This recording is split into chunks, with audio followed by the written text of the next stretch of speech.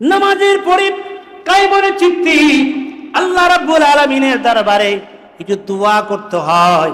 কোরআন বলছে ফাইজা ফারাগতা আই মাকতুবিস সালাতা, তাফসীরের ভিতরে এসেছে ফরজ নামাজ যখন তোমাদের শেষ হয়ে যায় ফানসাব ফিদ দুআ, তখন আল্লাহ তাআলা বলে কায়মনে চিত্তে আবেগের সাথে মুহাব্বতের সাথে একনিষ্ঠতার সাথে আল্লাহ রাব্বুল আলামিনের কাছে দোয়া করো। এই জন্যই তো আমরা ফরজ নামাজের পরে আল্লাহ পাকের দরবারে হাত তুলে দোয়া করি। দোয়াই তো হলো আসল, আর দোয়া মুখ্যুল ইবাদত। নবীজি বলছেন ইবাদতের মগজ হলো দোয়া। আল্লাহ তাআলা বলে উদুনি আস্তাজিব লাকুম, ও বান্দা আমার কাছে চাও, ও বান্দা আমার কাছে প্রার্থনা করো, আমার কাছে দোয়া করো। উদুনি আস্তাজিব লাকুম, হর হমেশা देने को तैयार है, हर हमेशा देने को तैयार है, जो न मांगी उससे तू बेजार है। যে আল্লাহর কাছে চায় আল্লাহ তাআলা তার উপরে খুশি, যে আল্লাহর কাছে চায় না আমার আল্লাহ তার উপরে বেজার। ঠিক কিনা জোরে বলে? চাইলে আল্লাহ খুশি, না চাইলে আল্লাহ বেজার। এই জন্য ফরজ নামাজের পরে কায়মনে চিত্তে দোয়া করা, মোনাজাত করা, আল্লাহ পাকের দরবারে একটু হাত তুলে প্রার্থনা করা দরকার আছে কি নাই?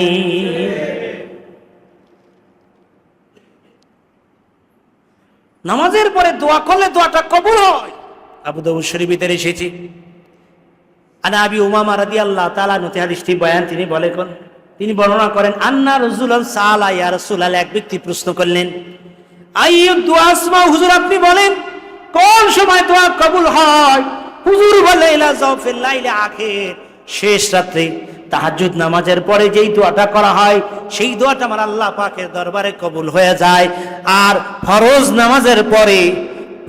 নামাজের পরে যেই দোয়াটা করা হয় সেই দোয়াটা আল্লাহ পাকের দরবারে কবুল হয়ে যায়। ফরজ নামাজের পরে দোয়া কবুল হয়, আর সেই সময় দোয়া করা আল্লাহর কাছে, প্রার্থনা আল্লাহর কাছে, দোয়া মোনাজাত করা দরকার আছে কি নাই? আল্লাহ নবী সাহাবায়ে কেরামদেরকে নিয়ে দোয়া করেছেন। মুসান্নিফ আবি শাইবা 70 পৃষ্ঠার ভিতরে এসেছে আন আসাদি আমিরি قال صليت مع رسول الله صلى الله عليه وسلم فجرا ثم سلم وان حرف رفع يدين دعاء। আসলে আমিরি বলেন আমার বাবা আল্লাহ নবীর সঙ্গে ফজরের নামাজ জামাত আদায় করলেন।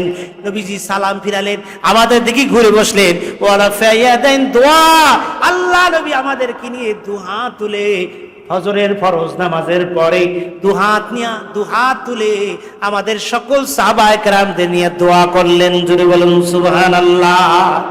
আল্লাহ নবী যদি ফরজ নামাজের পরে সাহাবায়ে কেরামদেরকে নিয়ে দুহাত তুলে দোয়া মোনাজাত করে থাকে, তাহলে আমাদের করার দরকার আছে কি নাই? আমরা ফরজ নামাজের পরে দুহাত তুলে আল্লাহ পাকের দরবারে দোয়া মোনাজাত করতে চাই কি চাই না? আওয়াজ দিবেন, চাই কি চাই না?